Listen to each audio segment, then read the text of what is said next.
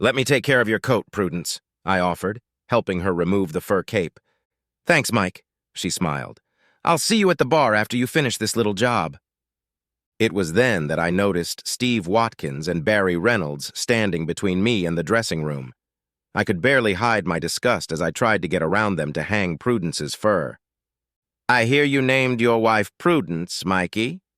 Steve laughed. That's a name you don't hear very often. In fact, she must be the first Prudence I've ever seen. I don't know what you've heard, Steve, I replied. I don't think you heard me call my wife by her first name, though. You're always playing these word games, and you're damn accurate, Mike. Make it easy, Steve growled. Is your wife's name Prudence or not? Well, yes, that's her name, but you can't expect me to tell you that you've probably heard it, I argued. I had worked for Ditmar Corporation for 12 years, but a few weeks before that, I had been assigned to the Utica branch of the company. In that rather short period of time, I had learned to dislike Steve intensely. He was lazy, unpleasant, vain, and amoral. Barry Reynolds was his friend. At least it seemed that way. He was Robin under Buttman Steve. Steve and I both thought we were on the waiting list to become branch manager, so there was a natural rivalry. He ridiculed me and my work as much as he could, but because his efforts were extremely incorrect, I never felt the need to respond to them directly. I just kept doing my job as well as I could. I was just doing it much better than Steve, at least in my humble opinion. That factoid only encouraged him to do even more brazen damage to my reputation. Your wife's got great boobs, Mike. At least they look like a solid 3, Steve remarked. You can see them well in that dress. What is she, some kind of whore? Steve's attempts to tease me were pathetic. It was obvious he was trying to piss me off. I've played this game long enough to know how to win at it. Patience and intelligence always take precedence over loud words and rash actions. I'm sure I won't discuss my wife's bust with you, Steve, I replied. She's certainly not a whore. She's a lady and should be treated appropriately. Steve couldn't just leave it at that. I realized he must have had a drink by now. He was like an animal on the prowl. He wanted to take a bite out of me any way he could. If you're so sure your wife's a lady, you ought to be willing to make a little bet, Steve reasoned, winking at his buddy, Barry. I don't make bets, Steve. You are. It's too early to kiss ass, Mike, Steve grinned. Old man Mumford won't be here for at least a couple of hours. He called Tom and told him he'd be late for the party and hoped everyone would be here when he got here. This news did not make me happy. I felt obligated to get to the Christmas party early to make a good impression on Dirk Mumford, who had recently been named CEO of Ditmar Corporation. I had met him several times over the years and knew that he insisted that employees live up to his expectations. It was either that or get out. Now I would have to spend a few extra hours making sure he knew I was attending a company event. This meant that Steve would have more opportunities to piss me off. Steve could see that this news annoyed me even more than his tasteless babbling. It seemed to cheer him up and make him bet. You're being vomitously right, Mike, and you think it's going to get you the manager's job, and you think your trophy wife is so loyal and faithful. It makes me sick. He practically spit on me. I bet I can fondle your wife's breasts before midnight. I wouldn't be surprised if I went even further, but I'll bet you $50 I could get at least that far. Do you really think I'd ever engage in such a stupid bet, Steve? I asked incredulously. You don't know anything about my wife. Don't involve her in this pointless argument. This conversation is over. You dumbass, you woodpecker, Steve growled. You keep pretending you're better than me. The truth is, you don't trust that whore unless she's right in front of you. You're afraid I'll win the bet. That's why you pretend to be outraged. You're a real asshole, damn it. Now I was furious. How could a man allow another man to talk about his wife like that while keeping his pride intact? I quickly formulated a plan. It was time to throw Steve out of the race for the position. $50 is nothing to talk about. I grinned. I'll bet $500 and leave the money with Barry. Saying this, I opened my wallet, took out $500 bills and held them out to Barry. To Steve's credit, he barely blinked as he followed my example. This is going to be real fun, he gloated. We need a couple of simple rules. You can't warn that bitch about our bet. In fact, you can't even talk to her if Barry and I aren't around. Well, that's fair, I agreed. Barry's got $1,000 now. If you can't get my wife's breasts by midnight, he'll give me all the money. If you pull it off, it's yours. That's it. That's fine with me. If I can get your wife's breasts before midnight, Barry gives me the money. Otherwise, you get it, Steve agreed. Barry must stick around to witness your punishment for being overconfident. It's a deal. I'll let him be the judge, to gauge how successful you are with my wife to win the bet, I admitted. That's it. We had a bet, asshole. Steve grinned. Just don't blame me if your wife loses interest in you after I play with her bus tonight. She'll probably want me to fuck her too. Steve, if you manage to fondle my wife's breasts before midnight, you can fuck her any way you want as far as I'm concerned, I admitted. If you're that good, I can't stop you anyway. Now you're talking business, Mike. I like that attitude. I'll give her the best sex of her life just to ruin your life. After tonight, she'll never be happy with you again, Steve sobbed.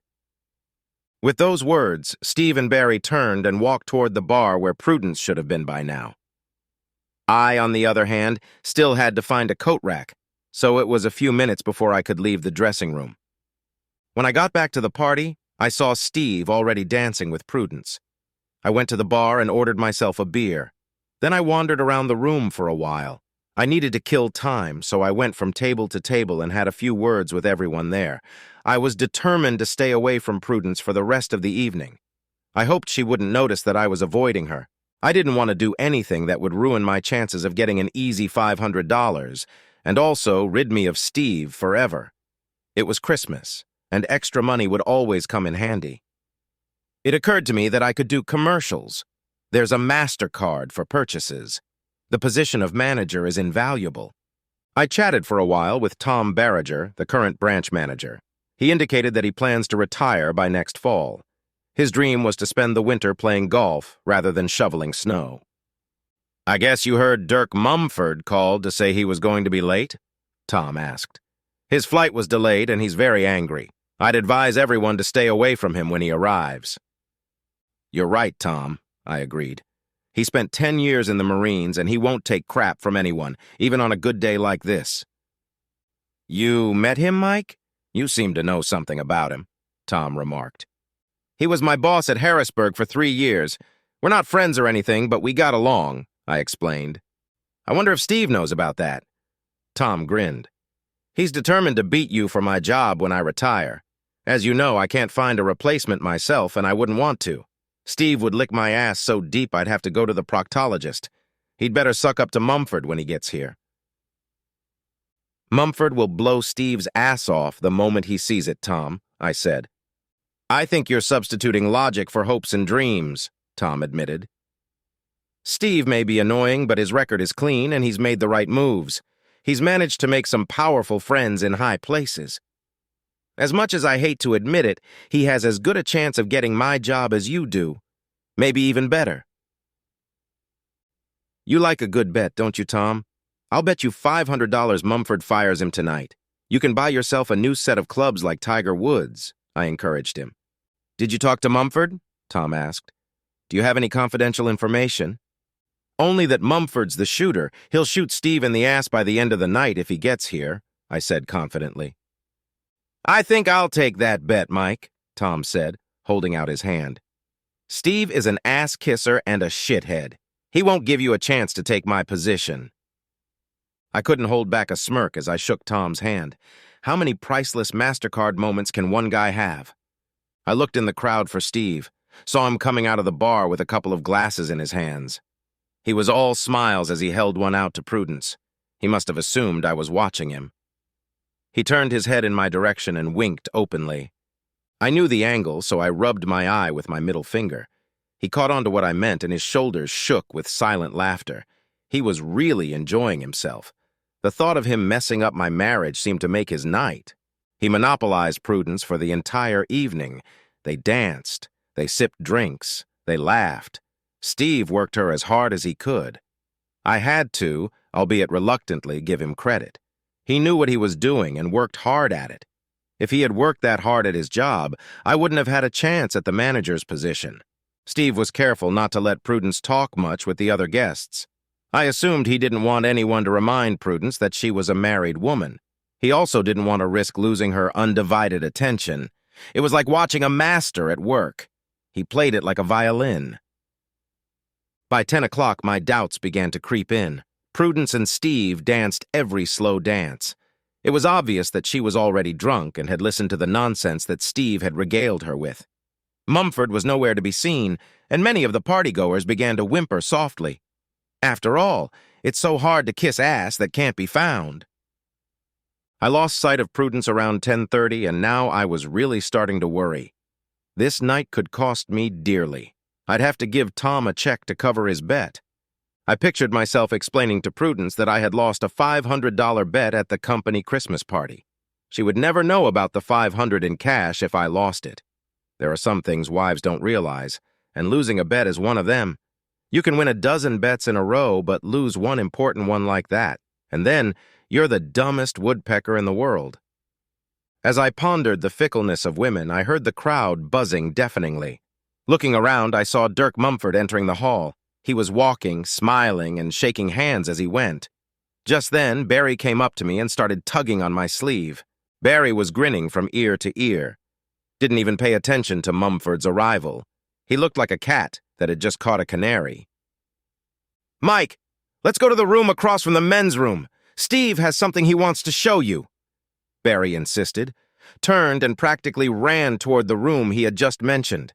He cautiously opened the door and slipped inside, closing it carefully behind him. "Hello, Mike," muttered Mumford, coming toward me and extending his hand. "Hi, Dirk," I replied, much less loudly, shaking his hand.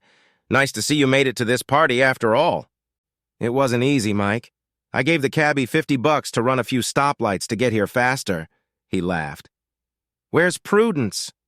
She's here, isn't she?" "Yes, she is, Dirk. The last time I saw her, she went into that room over there across from the men's room," I answered, pointing to the door that Barry had just closed. Mumford grimaced and headed toward the room I'd pointed to. It was well past midnight when I dialed my wife on my cell phone. She answered on the third ring. "You're just a deadbeat, Mike," she began to argue. "Prudence, listen to me," I begged her. "There is news that will make you forgive me. Just listen, please." "Well, all right, Mike," replied Prudence. "It has to be something good, or you'll be sleeping in a dog box at Christmas. Just know it." "I believe you," I replied. "That asshole, Steve Watkins, bet me he could shake your boobs tonight. The bet was $500. One of the terms of the bet was that I wouldn't talk to you until midnight. That's why I'm calling you now." "Is that so? What made him so sure he could handle it, Mike? What did you say to him to convince him to take the bet?" Prudence demanded an answer. "It's a long story. Somehow he got it into his head that my wife's name was Prudence, that you had a great bust and were a bit of a slut. He put it all together in his head and decided to bet $50 that he could strip your breasts of their more than modest covering. I raised the bet to $500 and took it. Just 3 conditions. I don't talk to you until midnight. His buddy has the money, and that he'll judge which one of us wins," I added.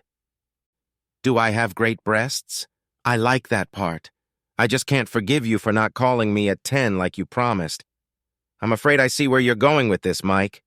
Did that asshole ask to see my ID or something?" she asked. "Yeah, no. He never actually asked for a photo or anything, if that's what you mean," I replied. "You know exactly what I mean, Mike. I'm almost afraid to ask. Was Dirk there tonight?" "Yes, he was, although his flight was delayed and he didn't show up until almost 11. "Mike, was she wearing one of those little dresses that show most of her fake breasts and had too much to drink?" Prudence asked. "So, did you win that damned bet?" "Yes to all of those questions. That's exactly one of the reasons I called you, besides the fact that I missed you so much. I'm going to hand the phone over to Barry Reynolds. He's already a former Ditmar employee who has that money we bet. Tell him your name and how long we've been married so I can pick them up. I don't know if Steve's in jail or the hospital. Either way, he lost the bet. I'm getting on a flight back to Pittsburgh Friday night. Pick me up at the airport and we'll celebrate, honey. Prudence may seem like an unusual name to some, but I know at least 2. There's you, of course, and then there's Prudence Mumford. Steve and Barry met Prudence Mumford tonight, Somehow I don't think they'll get a chance to meet you now, I admitted.